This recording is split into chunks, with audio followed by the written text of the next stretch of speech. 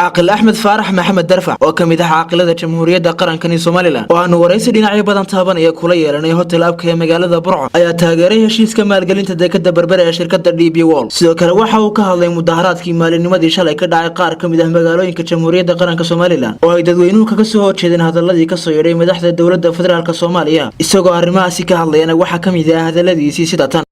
waxaan doonayaa inaan ka hadlo dekedda Berbera shirka saddex geesoodka ee shirkadda Imaaraadka ka tirsan iyo Itoobiya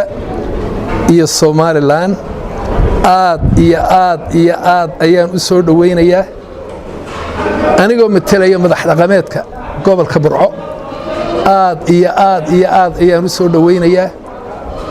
waxa weeyaan marka hore waxaan garanayaa yoomil ayaam berigii aynu jabhadda ay jirtay geed kulana oo xeebtaa ku yaala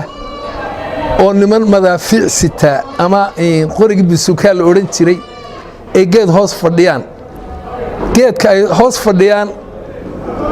waa tog badroola ka hooseeya garan maayaan dabcan ayaa markaa la qoray ayay saasay u eg tahay waxa aan leeyahay intaas oo sannadood baynu dee adduunyada aynu ku noolayn waddanka taariikh dheer wax allaala iyo waxaynu ka istafiidnay oo aynu la soo baxnay ma jirto hadduu badrool yahay iyo hadduu dahab yahay iyo hadduu khayraad kale yahay wixba way duugan yihiin waa ka dhimanaynaa inaynu isticmaalno oo la soo baxno oo ka faa'iidaysano sida ibni aadanka kale yaan runtii jecelahay ilaahayna waa kaa ina tusay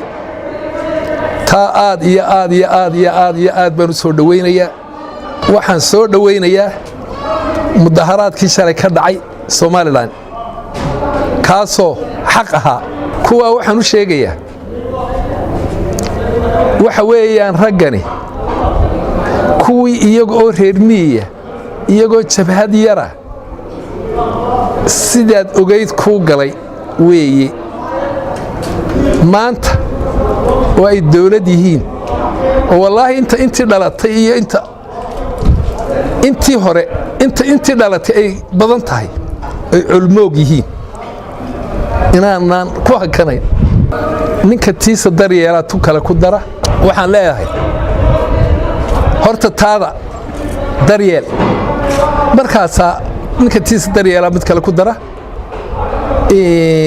iyada oo xamaamada lagaa ilaaliyo haddii aad tahay madaxweynaha ama ra'iisul wasaaraha iyadoo xirada ciidanka dhex seexato ammaan xumo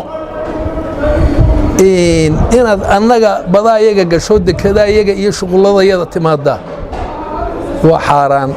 ugu dambeyntii waxaa aqal ku taageeray safarkii u dhawaan madaxweynaha Jamhuuriyadda Qaranka Soomaaliland mudane Muuse Biixi Cabdi ugu baxay danaha dalkani isagoo taageeraya safarkani ayaa waxa uu dhignaa hadalkiisii sida tan waxaan soo dhaweynayaa safarka uu ku tagay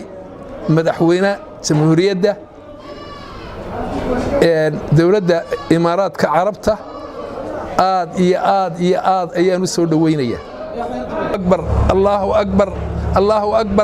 Allahu akbar wax allaala iyo waxaad horumar u aragto waanu kugu garab